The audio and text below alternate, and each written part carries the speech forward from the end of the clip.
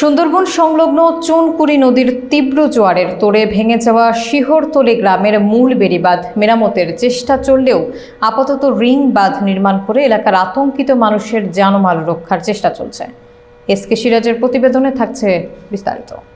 স্থানীয় বাসিন্দাদের সহযোগিতায় দিন-রাত অক্লান্ত পরিশ্রমের মাধ্যমে অবশেষে নদীর প্রবল স্রোত এবং জোয়ার কিছুটা নিয়ন্ত্রণে আনা সম্ভব হয়েছে।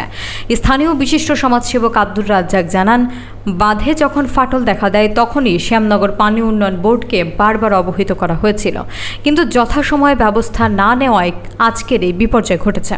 চুনকুড়ি নদীর প্রবল জোয়ারে শিহরতলী এলাকার প্রায় 50 থেকে 60 ফুট বেড়িবাঁধ নদীগর্ভে বিলীন হয়ে গেছে।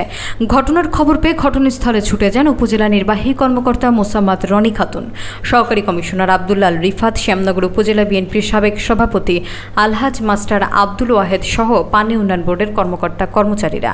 ইউএনওর নির্দেশনা এবং প্রশাসনের নিবিড় তত্ত্বাবধানে দ্রুত রিং বাঁধ নির্মাণের কাজ শুরু করা হয়, যাতে গ্রামবাসীদের লোনা পানির ভয়াবহতা থেকে আপাতত রক্ষা করা সম্ভব হয়েছে।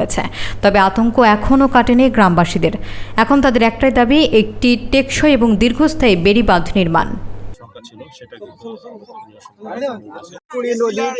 যে গ্রাম রক্ষা বাঁধ শিহরতলী, সেই শিহরতলী যে পয়েন্টগুলো যে কোনো সময় যে কোনো মুহূর্তে ইউনো মহোদয় উনার আন্তরিকতার জন্য এবং সকল পানি উন্নয়ন বোর্ডের আন্তরিকতার কোনো ঘাটতি না থাকার জন্য এবং এখানকার যারা রাজনৈতিক নেতৃবৃন্দ আছেন, আমাদের 7 নম্বর মুন্সিগঞ্জ ইউনিয়ন পরিষদের প্যানেল চেয়ারম্যান তথা আমাদের সকল ইউপি সদস্যরা।